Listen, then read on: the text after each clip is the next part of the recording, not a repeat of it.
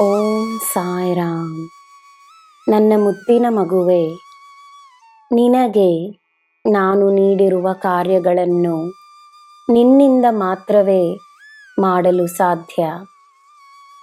ನಿನ್ನ ಅನನ್ಯತೆಯ ಸಾಕ್ಷಿಯಾಗಿ ನಾನಿದ್ದೇನೆ. ಯಾರಿಗೆ ಯಾವ ಕಾರ್ಯವನ್ನು ನೀಡಬೇಕೆಂದು ಈ ಸಾಯಿಗೆ ತಿಳಿದಿಲ್ಲವೇ? ನನ್ನ ಮೇಲೆ ನಂಬಿಕೆ ಇರಲಿ. ಬೇರೆಯವರ ಕಾರ್ಯವಾಗಲಿ, ಅವರ ಮಾತಾಗಲಿ, ಅವರ ಜೀವನವಾಗಲಿ ಯಾವುದೂ ನಿನ್ನದಲ್ಲ. ನನ್ನ ಮನಸ್ಸು ಶುದ್ಧವಾಗಿಲ್ಲ ಸಾಯಿ. ನೋವು, ಬೇಸರ, ಜನರು ಮಾಡಿದ ದ್ರೋಹ ಎಲ್ಲವೂ ನನ್ನನ್ನು ಕಾಡುತ್ತಿದೆ ಎಂದು ಹೇಳಿ ನೀನು ಒದ್ದಾಡುವುದನ್ನು ನಾನು ಅರಿವೆನು. ನೀನು ನೋವಿನಲ್ಲಿದ್ದಾಗ ನಿನ್ನ ಜೊತೆಯೇ ನಾನೂ ಸಹ ನೋವನ್ನು ಅನುಭವಿಸುತ್ತೇನೆ. ನಿನ್ನ ನೋವುಗಳನ್ನು ನನ್ನಲ್ಲಿ ಒಪ್ಪಿಸು.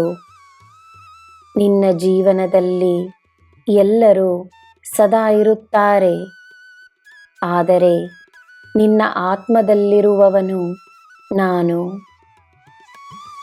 ನನ್ನನ್ನು ಹೊರತು ನೀನು ಯಾರಿಗೂ ನೀನು ಏನೆಂದು ತೋರಿಸುವ ಅಗತ್ಯವಿಲ್ಲ.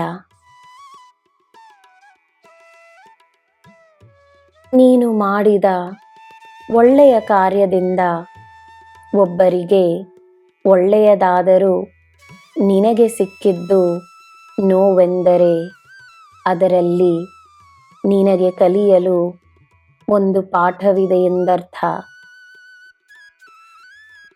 ಮಾಡುವ ಒಳ್ಳೆಯದಕ್ಕೆ ಬದಲಿಗೆ ಏನನ್ನೂ ಅಪೇಕ್ಷಿಸಬೇಡ. ಜನರು ಬದಲಾದಾಗ ಆಶ್ಚರ್ಯವೂ ಪಡಬೇಡ.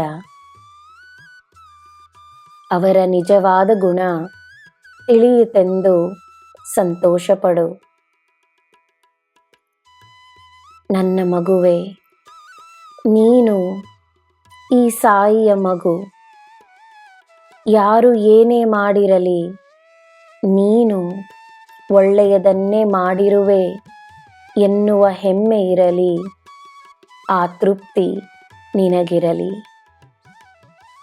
ಏಕೆಂದರೆ ಈ ಸಾಯಿಯ ಮಗುವಾಗಿರುವ ನಿನಗೆ ಎಲ್ಲ ಶುಭವೇ. ಜೈ ಸಾಯಿರಾಮ್.